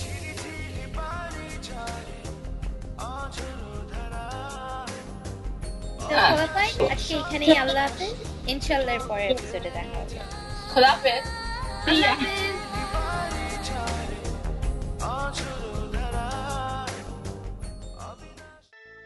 হ্যাঁ, নওরিনের অ্যালবামটা আসলে খুবই জোস হয়েছে, যদিও আমরা অ্যালবামটা ঠিকমতো খুঁজে পাচ্ছিলাম না, রাইট? এখনো কিন্তু আমরা কোনোভাবে ম্যানেজ করছি, কিন্তু এখনো কিন্তু বাংলাদেশের মানুষ খুঁজে পায় নাই। আচ্ছা চলেন আমরা এখন আর কথা না বাড়িয়ে আমরা কথা বলি নাতি খাতি খ্যাত নওরিনের সাথে।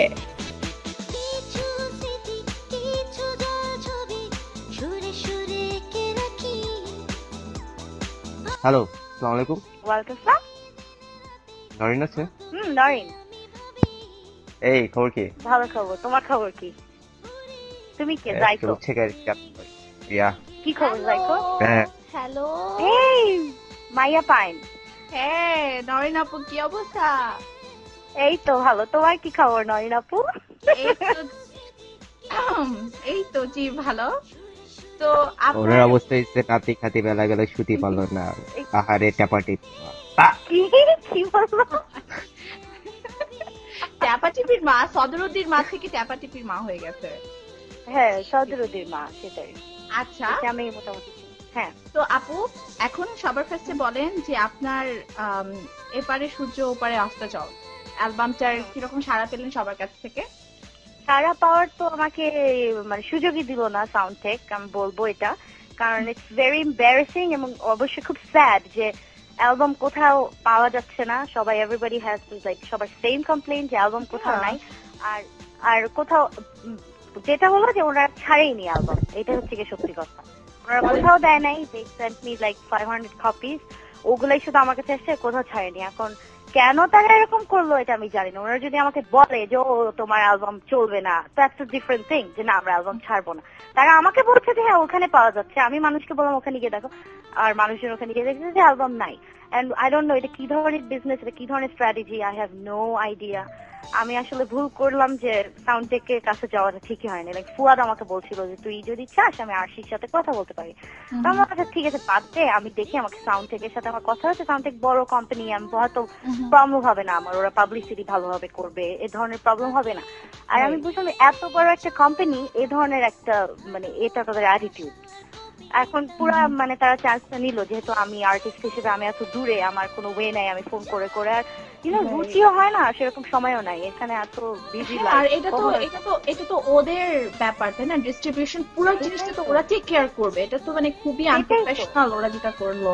মানে আমরা সবাই জানছিলাম যে তোমার অ্যালবামটা বের হয়ে গেছে, হ্যাঁ আমরা সবাই জানি, কিন্তু কোথাও নাই, ঢাকার কোথাও নাই। তো দ্যাট ওয়াজ রিয়েলি এম্বারেসিং না আমার জন্য। এক্স্যাক্টলি, খুবই এম্বারেসিং। আর অনেকে হয়তো এটা ভাবছে যে আমি বোধহয় চাপাবাজি করে বেড়াচ্ছি, অ্যালবাম একটা বার হয়েছে। আর আসলে আরো প্রবলেম হচ্ছে এটা যে আমার প্রায় 1 বছর আগে অ্যালবামটা বের হওয়ার কথা ছিল। আমি শিওর যে তোমরা গানগুলো শুনে বুঝবা, গানগুলো না একটু ব্যাক ডেটেড শোনায়। আমার নিজের কাছে মনে হচ্ছে অনেকেই বলেছে আমাকে। প্রায় এটা রেকর্ডিং তো প্রায় 2 বছর আগে শেষ সবগুলা গানের। আর অ্যালবামটা বের হওয়ার কথা দেরি হলো কারণ মিক্সিং টিক্সিং এগুলা, কারণ ফুয়াদের গুলা ছাড়া আর বাংলাদেশে যেসব মিউজিক যারা করেছেন, আয়ুব বাচ্চু, প্রিন্স মোহাম্মদ, উনাদের গুলা ওনারা টাইম নিচ্ছিলেন। তো ওটা 1 বছর মধ্যে রেডি হয়ে গেল, যেমন গত বছর রেডি হয়ে গেল। তো গত বছর ফেব্রুয়ারিতে আমার আসলে আই লস্ট মাই ড্যাড। যে কারণে তার তখন গত বছর মানে 2006-এ পয়লা বৈশাখে আমার অ্যালবামটা বের হওয়ার কথা ছিল। তখন আমি মোটামুটি আমার একটু মেন্টালি আমি মানে রেডি ছিলাম না, ভালো লাগছিল না এগুলো নিয়ে কাজ করতে, যাতে কি অ্যালবাম আবার এগুলো আমার খালি কভারের ছবি টবি এসব পাঠানোর কথা ছিল, মানে অ্যালবাম কভারে। আমি কিছুই করিনি, পুরাপুরি আমি হচ্ছে যা হওয়ার হবে। তখন ওই যে 1 বছরের গ্যাপটা, তো সাউন্ড চেক এখন ওইটাকে একটা ইস্যু বানায়, বলছে যে আমাদের তো অনেক আগে বলছিলাম, বাট দ্যাট ডাজন্ট ম্যাটার। আমি আই টুক টাইম, এটা ম্যাটার করার কথা না। আমি জানি না এখন তারা যদি এমন হতো যে আমাকে বলে ওকে আমরা 300 কপি দিয়েছিলাম অত ওই দোকানে, ওখান থেকে বিক্রি হয় না এই জন্য আমরা ছাড়বো না, ওনারা তো একটা কপিও কোথাও দেয় নাই। তা এখন আমি কি বলবো, আই এম রিয়েলি সরি যে এরকম ব্যাপারটা যেরকম হয়েছে, অনেকেই গেছে শুনছি দোকানে। এখন কি পাওয়া যাচ্ছে ঢাকাতে?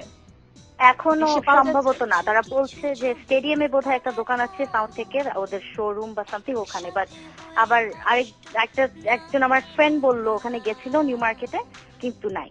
ওই যে যেটা হচ্ছে যে ক্লোজ আপ ওয়ানে যে নরিন বলে যে একটা মেয়ে আছে, সবাই ওর অ্যালবাম দিচ্ছে, তো এটাই অবস্থা।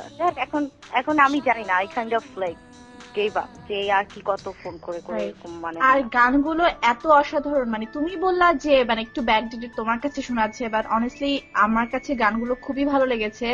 তোমার ভয়েস না, তুমি আমাকে খুশি করার চেষ্টা করার কোনো দরকার নাই, not all the songs are like. Let me finish.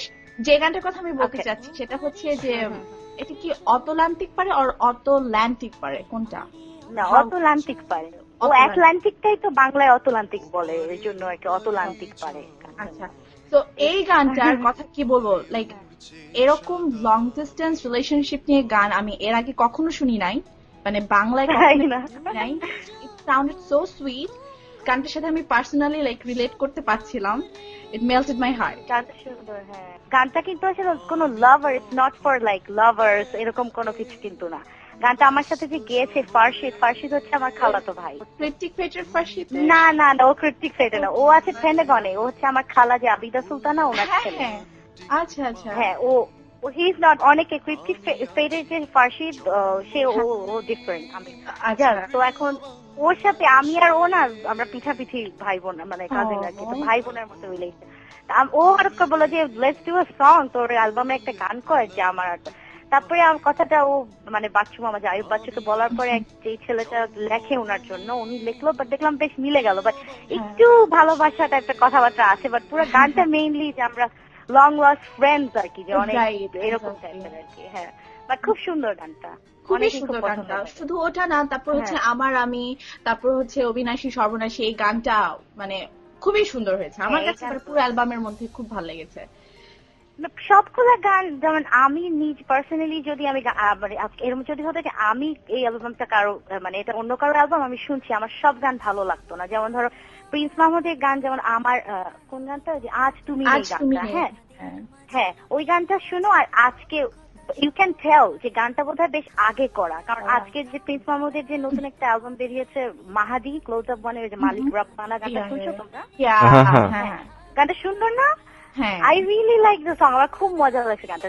তো ওই গানটার সাথে যদি এই গানটা করো যে এটাও প্রিন্স মাহমুদের ওটাও প্রিন্স মাহমুদের, ইউ ক্যান টেল যে আচ্ছা এই গানটা নিশ্চয়ই তাহলে বেশ আগে করা। এই জন্য আমার বেশ মন খারাপ হয়েছে, বাট আমার কিছু করার ছিল না, আমি একদমই রেডি ছিলাম না 1 বছর আগে যে আচ্ছা অ্যালবাম বার করাটা এগুলো নিয়ে। আর অনেকগুলো গান যেগুলো আমার অতটা ভালো লাগে না, যেমন গানের কথা যেটা হয় আর কি, আমি এখানে বসে আছি আর মিউজিক লিরিক্স এগুলা সব তৈরি হচ্ছে বাংলাদেশে। আমার একটু খটকা লেগেছে, যে কারণ মানে এটা কিভাবে তুমি কি বাংলাদেশে যে কি রেকর্ড করেছো, লাইক হাউ ডিড দ্যাট? না না, এটা খুব মজা মানে কি বেশ হাস্যকরই বলা যায়, কারণ গান কে করেছে, শওকত আলী ইমন, আইয়ুব বাচ্চু, প্রিন্স মাহমুদ। ফুয়াদের গুলা তো ফুয়াদের স্টুডিওতে, ওটা তো ফুয়াদ সামনেই ছিল। কিন্তু আর বাকি যে 3 জন প্রডিউসার, ওনাদের আইয়ুব বাচ্চুর আর প্রিন্স মাহমুদের গানগুলা গাইড ভোকাল সহ ট্র্যাক সহ গেয়ে আমার খালা এখানে ট্যুরে আসছিল তখন, আবিদা খালা, উনি নিয়ে আসে। তো নিউ ইয়র্ক আমরা মিট করি নিউ ইয়র্কে। হ্যাঁ, ফুয়াদের স্টুডিওতে সব গান রেকর্ডিং হয়। তো তার আগের দিন মানে যেদিন ওনারা আসে ফ্লাই করে বাংলাদেশ থেকে এখানে, সেই দিন আর কি বসে বসে সব গান গাইড ভোকালে তুলে মানে ওনাদের গাওয়া গানগুলা তুলে মানে তোলার চেষ্টা করলাম। তারপরের দিন গিয়ে ওভাবেই হয়েছে। তো আমার আর কি মানে কোন মিউজিক ডিরেক্টর যারা ছিলেন তারা আর কি মানে এই গানটা যেটা হয় যে না এভাবে না করে ওভাবে করো, ওভাবে আর ওনাদের পছন্দ মতো গেতে পারছি কিনা এটাও আমি বুঝি নাই। একমাত্র শুধু আমার মানে শওকত আলী ইমন যে উনি তো আমার মাম্মা, ও শুধু ও তখন নিউ ইয়র্কে ছিল, ওর গানগুলো আমি ফুয়াদের স্টুডিওতে করলাম, শুধু ও সামনে ছিল। আর বাকি আয়ুব বাচ্চুর, প্রিন্স মাহমুদের গানগুলো আমি ওনাদের গাইড ভোকাল শুনে গানগুলো তুলে তারপরে ভয়েস দিয়েছি ফুয়াদের স্টুডিওতে। সো ওনারা যখন শুনলেন পরে তখন ওনারা কি বলেছেন যে এটা কি আমাদের মতো হয়েছিল? না, প্রবলেম আয়ুব বাচ্চুর গুলোতে কোনো প্রবলেম হয়নি, কিন্তু প্রিন্স, কারণ বাচ্চু মামা উনি তো নিজেই গান করেন তাই না, ওনার গান শুনে তুলতে গান প্রবলেম হয় না। কিন্তু Prince Mahmud he is not a singer, উনি মিউজিক ডিরেক্টর, যে জন্য ওনার গাওয়া গান থেকে সুর তুলে গান করাটা আমার জন্য বেশ প্রবলেম হয়ে যাচ্ছিল। তো শুনছি যে কিছু কিছু সুরে আমাদের খুব প্রবলেম হচ্ছিল ধরতে সুরটা। আমি, আমার খালা আর ফুয়াদ মিলে আমরা তিনজন বসে বসে যে আচ্ছা এটা কোন মানে খুব প্রবলেম হচ্ছিল সুর তুলতে। তারপরে মোটামুটি আই গেস, অবশ্য প্রিন্স মাহমুদের সাথে আমার কথা হয়নি, বাট আই বাচ্চু বলছে যে এভরিথিং ওয়াজ গুড। আচ্ছা, আপনার ফার্স্ট ট্র্যাকটা হচ্ছে আমার আমি, এটা লিরিক্স শাফাকাত রব্বি, এটা কি অনেক? হ্যাঁ অনেক ভাইয়া, হ্যাঁ হ্যাঁ হ্যাঁ, দারুণ না লিরিক্সটা? এটা আমার অনেকে সবগুলি গানের লিরিক্স তো ফাটাফাটি, খুবই ফাটাফাটি, খুবই দারুণ। আর এটার মজার ব্যাপার হচ্ছে যে এই গানটা যখন প্রথম আমার সাথে ছিল, তো এই গানটা আমি ফুয়াদকে বললাম ফুয়াদ পড়ে দেখ গানটা। ফুয়াদের কিন্তু আর করার কথা না, তখন আমি ফুয়াদের স্টুডিওতে ভোকাল দিচ্ছি আয়ুব বাচ্চুর গানের। হ্যাঁ, ফুয়াদ না পড়ে বলে কি দারুণ তো গানটা, কে লিখলো এটা? অনেক ভালো। বলে হ্যাঁ। তার পরের দিন আমি যখন ভয়েস দিতে গিয়ে দেখি ফুয়াদ একটা ট্র্যাক বাজাচ্ছে, এত সুন্দর, আমার সেটা কার গান বলে ওই গানটা আমি করে ফেলছি, আমি এক্ষুনি ভয়েস দিব আমি। কিন্তু খুব সুন্দর, গানের কথাগুলো খুব ইন্সপায়ারিং। আচ্ছা আপু, তো আমরা এখন একটু পেছনে যাই। তুমি ছোটবেলায় বিগেস্ট স্টার ছিল, হ্যাঁ শিশু শিল্পী যাকে বলে আর কি। তোমার হচ্ছে ওই নাতি খাতি বেলা গেল নরিন থেকে এই অ্যালবাম যে করলা, তো এই সময়টা তুমি কি করেছো আমাদের সেই প্রশ্নে কিছু বলো। এই সময়টা তো আমার তো প্রায় 9 বছর হয়ে গেল এখানে আমেরিকায় চলে আসছি আমরা। তো I came here when I was 16। তারপর এখানে আসার পর যেটা হয়, পড়ালেখা, এখানে লাইফ, এক কিছুদিন নিউ ইয়র্কে ছিলাম খুব কম, তার ফ্লোরিডায় মুভ করলাম আমরা।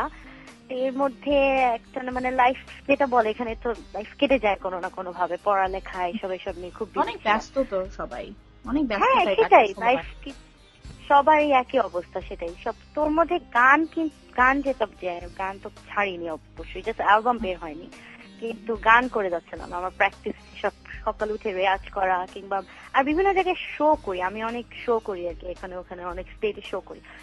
তো এই কয়েক বছর I did a lot of shows, new York থেকে শুরু করে অনেক জায়গায় শো করেছি, কিন্তু মানে অ্যালবামের কাজ এই ধরনের কিছু হয়নি, কিন্তু গানের সাথে কখনো আলাদা হয়নি। কারণ গানটা হচ্ছে গিয়ে like it's like part of life. এটা তোমার রক্তের মধ্যেই আছে, মানে কি বলবো, তোমার ফ্যামিলির মধ্যে তো সবাই গানের সাথে যুক্ত। মানে কোনো, যেমন আমার খালারা ফোন করলে মানে প্রথমে যে জিনিসটা ভালো লাগে যে বাংলাদেশে যখন কল করি কিংবা কেউ যখন কল করে প্রথমে জিজ্ঞেস করে কি রে প্র্যাকটিস করিস তো, পড়ালেখার আগেও এই কথাটাই জিজ্ঞেস করে সবাই।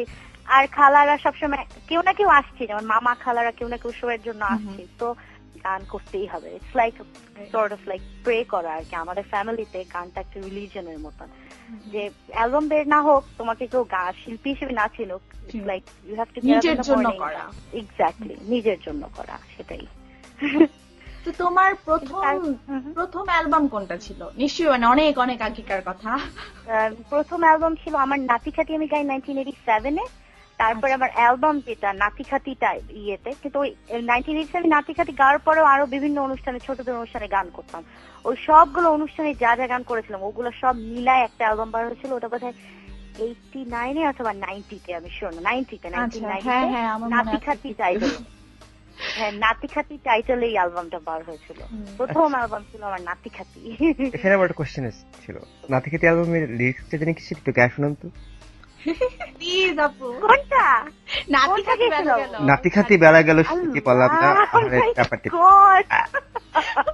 এখন আমি বলে বুড়ি ভাঙড়ি একটা মেয়ে, আমি একটা বাচ্চাদের গান গেয়ে শোনাবো। আচ্ছা, বাচ্চাদের গান নাকি? আমরা সবাই ভুলে গেছি তো লিরিক্সটা। সো আপনি না, আমারটা কি এমবারাসিং, আমি বলে নাতি খাতি খাবো।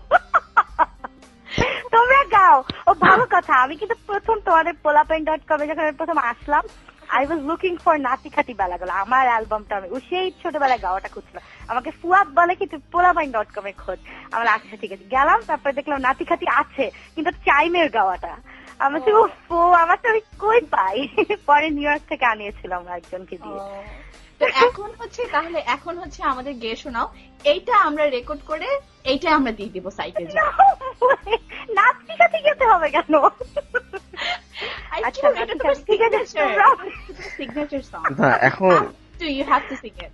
নরিন কে বলে কিন্তু কেউ চেনে না, ওই যে ওই ক্লোজ আপে নরিনের গান নিয়ে আসছে, কিন্তু নাতি খাতি বেলা গেল নরিন বলে ও আচ্ছা ওই নরিন। হ্যাঁ হ্যাঁ জান, নাতি খাতিটা আমার লাস্ট নেম হয়ে গেছে, নরিন নাতি খাতি।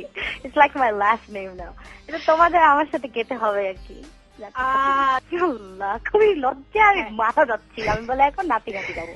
আচ্ছা ঠিক আছে, দিস ইজ ফর মাইয়া পাইন এন্ড সাইকো।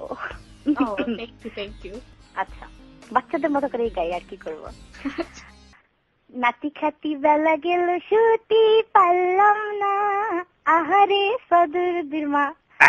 বলতে হবে তো সাইকো, তুমি আটা বলো একটু। বললাম তো, বলছে। নাতি খাতি বেলা গেল ছুটি পারলাম না, ওই আর যেতে পারবো না যখন অবস্থা।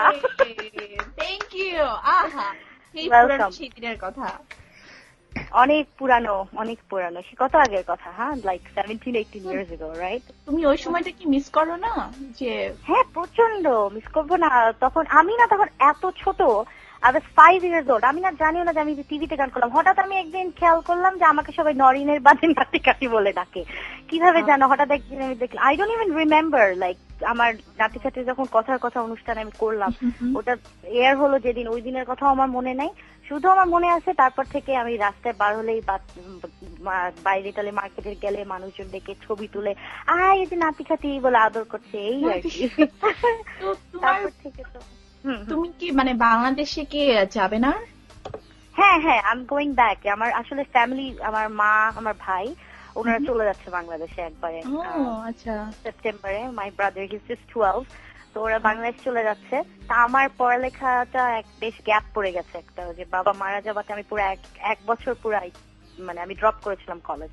তা আমার হয়তো আরো 2 বছর মতো লাগবে, then I am going back. আর এখানে তো এখন তো আর কোনো রিজনই নাই থাকার, এখন তো মা না থাকবে না, বাবা মানে ভাই থাকবে না, তখন চলে যাবো আর কি।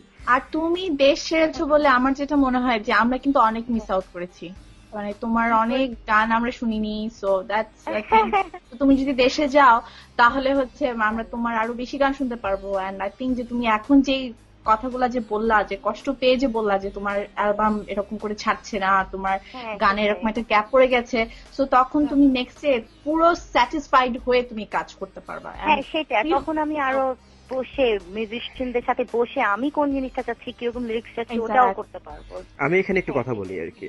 হ্যাঁ হ্যাঁ, আপনারা তো ওই সাউন্ডট্র্যাক এরকম করলো যে অ্যালবাম বের করে আর কি, মানে মার্কেটে অ্যাভেলেবল না, সাউন্ডট্র্যাক এরকমও করছে অনেক আরেকজনের পুরানো গান সবগুলি নতুন একটা সিরিজে কইরা পুরো কভার টভার বানাইতে না, ওগুলি মার্কেটে ছেড়ে দিচ্ছে নতুন অ্যালবাম গুলা।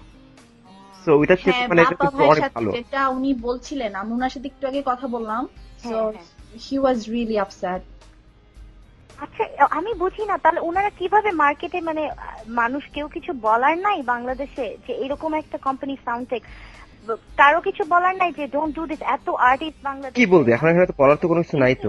যদি আপনি যদি বলেন আপনার অ্যালবাম নেক্সট ডে বের করবেন না, সো আপনি কি করবেন? সেটাই ওদের, সেটাই। But this is bad. আমার মানে এত অথচ এরা কিনা বলা যায় অনেক মানে না কয়েকটা মানে মেইন স্ট্রিম যেগুলো আর কি, ওগুলোর মধ্যে একটা, তাই না? অনেকে না আমাকে এটাও বলছে যে তুমি কেন সাউন্ডটেকের কাছে গেলা, তুমি এখন লেবেলড হয়ে গেলা কমার্শিয়াল একেবারে আর্টিস্ট হিসেবে। আমি এগুলো তো সেই 9 বছর বলো, আমি তো বুঝিও মানে এত 9 বছরে কি কোথায় কি হচ্ছে। আপনি অ্যাকচুয়ালি কার কাছে যাবেন? জি সিরিজের কাছে যাবেন? জি সিরিজে তো অ্যালবামই তো বাইর করতেছে না তো। হ্যাঁ এটা এমন তো না যে ওনাদের বিজনেসটা হবে না, তো এটার কারণটা কি এগুলো করার? এই যে বন্য যেটা ফুয়াদের সাথে, মানুষ তো মনে হয় গিয়ে পাগলের মতো লাইন দিয়ে দাঁড়াবে ওই অ্যালবাম কেনার জন্য, তারপরে তারা না ছাড়ার কি মানে? আসলে বাংলাদেশে এত ভালো ভালো গান হচ্ছে, এখন এত ভালো গান হচ্ছে, এত ভালো ভালো কম্পোজার আছে, এত ভালো ভালো লিরিক্স এর গান হচ্ছে, এত ভালো ভালো সিঙ্গার আছে, কিন্তু রেকর্ড লেভেলের যদি এই ধরনের রেসপন্সিবিলিটি যদি নিজের থেকে যদি না আসে, যদি ওরা যদি প্রফেশনাল যদি না হতে পারে, তাহলে তো মানে আমার মনে হয় কি জানো বাংলাদেশের যে মিউজিক সিনটা যে অনেক বড় একটা চেঞ্জ এসছে না মাশাআল্লাহ গত মানে কয়েক বছর ধরে, তাই না?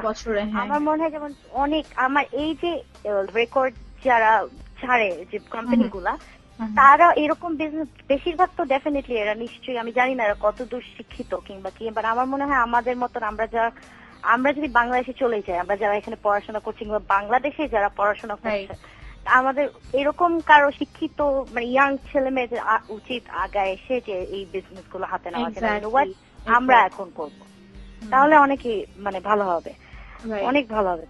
আর একটা হচ্ছে বিজনেস নিয়ে থাকা, একটা হচ্ছে প্যাশন নিয়ে করা, দুটোর মধ্যে কিন্তু ডিফারেন্স আছে। ইটস ভেরি নাইস যে মানে অর্ণবের মতো এমন একজন কম্পোজার, এমন একজন সিঙ্গার, উনি কিন্তু নিজের থেকে এখন একটা রেকর্ড লেভেল শুরু করেছেন এবং ওনার রেকর্ড লেভেল থেকে কিন্তু খুব ভালো ভালো কিছু অ্যালবাম বের হলো।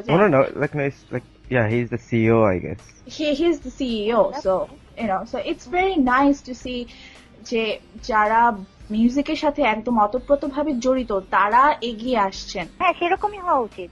এরকম যারা অথবা এরকম যারা বিজনেস পড়ছে বা কি, আমার মনে হয় সব আস্তে আস্তে জিনিসগুলো হয়তো ঠিক হবে। যেভাবে মিউজিক সিনটা এখন অনেক ভালো হচ্ছে, এখন কত ভালো ভালো গান হচ্ছে, তা ওরকম ভাবেই রেকর্ড আরো অনেক ভালো হবে। শিওর 2-3 বছরের মধ্যে ইনশাল্লাহ এগুলো। Even I had to make like যেহেতু আমি বাংলাদেশে যাইনি, একটা প্রোমো যে দেয় না বাংলাদেশের টেলিভিশনে, মানে বিভিন্ন চ্যানেলে যে অ্যালবাম আসছে, তারা আমাদের বললো যে আপনি ভিডিও করে ছোটখাটো একটা পাঠান। আমি এখান থেকে সেই নিউ ইয়র্কে গিয়ে, আর বুঝো তো এখানে যে কোনো কিছু করাটাই তো একটা ঝামেলা, তাই না? তোমাকে গেট অফ মানে নিতে হবে, কাজ থেকে অফ নিতে হবে, স্কুলে যাওয়া মানে কয়েকদিন স্কুল মিস যাবে, তার মধ্যে 1 সপ্তাহ পুরো ছুটি নিয়ে নিউ ইয়র্কে গিয়ে শুটিং করে পাঠালাম। কিসে কোনো খবর নাই, কোনো মানে দেখালো না, কিছুই করলো না। তো পুরা তারা বলতে পারো যে পুরো অ্যাডভান্টেজটা নিল। আমি দেশে না থাকার, আমি বাইরে থাকি, এই জন্য পুরো সম্পূর্ণভাবে যাদের অ্যাডভান্টেজ নিতে পারে সবকিছু। এটাই বলবো যারা এটা শুনবে যে this is what they do. এই বড় বড় কোম্পানি যারা নিজেদেরকে বলে তারা প্রফেশনাল অথবা কি, this is what they do.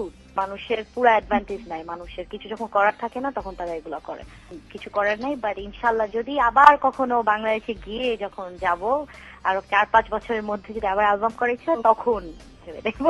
But এই অ্যালবামটা এরকমই। এর মধ্যে তুমি আর কোনো মিক্স অ্যালবামে গান টান করবে না? ইচ্ছা নাই কোনো? দেখি কিভাবে সবকিছু। আমি আসলে এখন মা চলে যাচ্ছে তো খুব ভয় আর মনটা খুব খারাপ সবকিছু নিয়ে। আমি এখানে পুরাই একা হয়ে যাবো আর কি। জর্জিয়া বেশি দূর না কিন্তু ফ্লোরিডা থেকে মাত্র 7 ঘন্টা কি? হ্যাঁ, আর বাই দ্য ওয়ে আমি কিন্তু চাচ্ছিলাম, অনেকে আমার কিছু ফ্রেন্ডরা বলে যে অ্যাটলান্টা চলে আসো। আমি ভাবছি অ্যাটলান্টা খুব ভালো লাগে আমার। তোমরা ফ্লোরিডা আসছো কখনো? হ্যাঁ, আমি গিয়েছি, আমি ফ্লোরিডা গিয়েছি, কিন্তু ওই ডিজনি ওয়ার্ল্ড পর্যন্তই। ও আচ্ছা, মায়ামি ঘুরে যাও।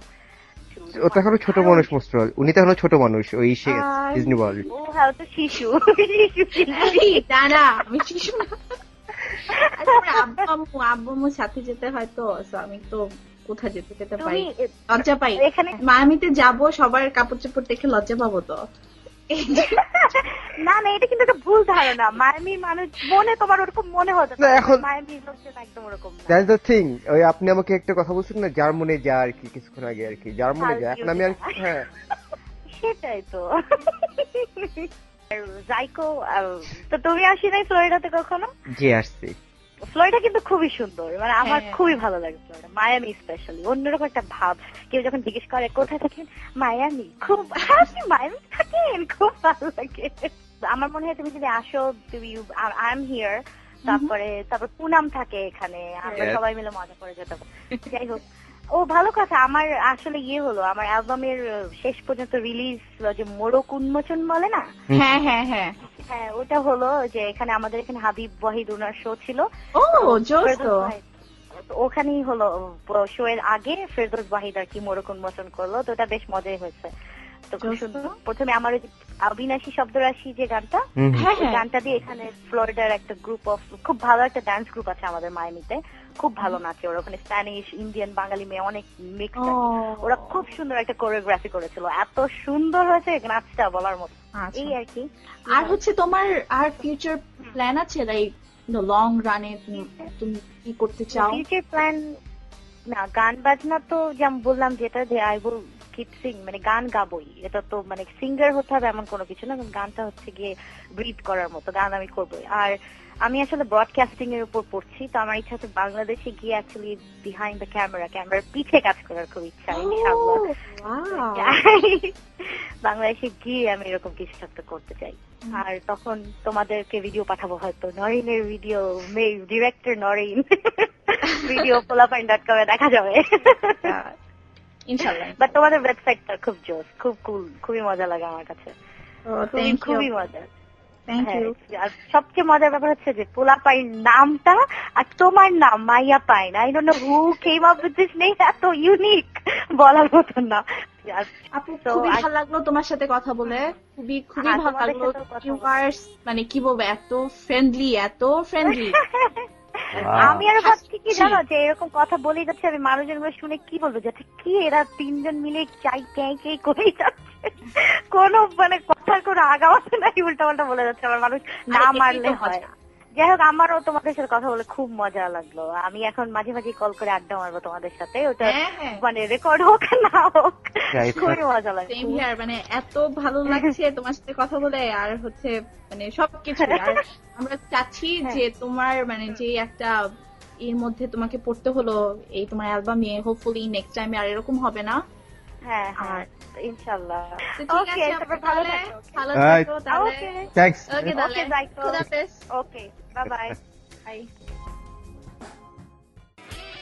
তো প্রতিবারের মতো এবার আমাদের প্রমোশনে আমরা ফিচার করছি একটি আপকামিং ব্যান্ডটির নাম হচ্ছে স্টিল ওয়াচার্স, এবং এটি হচ্ছে New York New Jersey base band.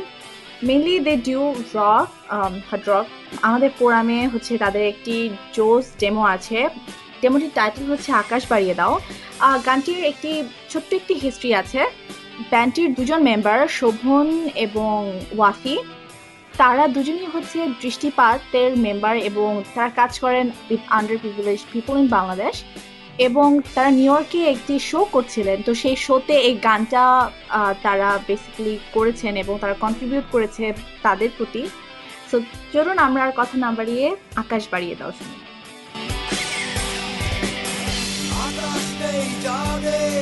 তাদের আকাশ বাড়িয়ে দাও, স্বপ্ন নেই যাদের চোখে, স্বপ্ন এনে দাও। অনেক সুখের সাগর থেকে এক ফোঁটা সুখ নাও, একটু চেষ্টায় বদলে যেতেও পারে একটি জীবন।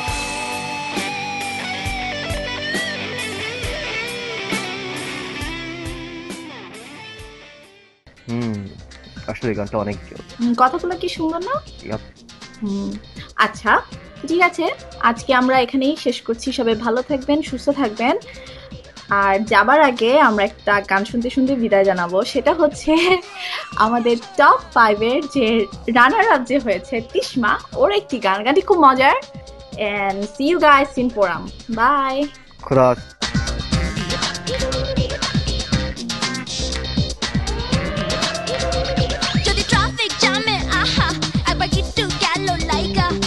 সারাদিন বইয়া ও কাকা লো জায়গা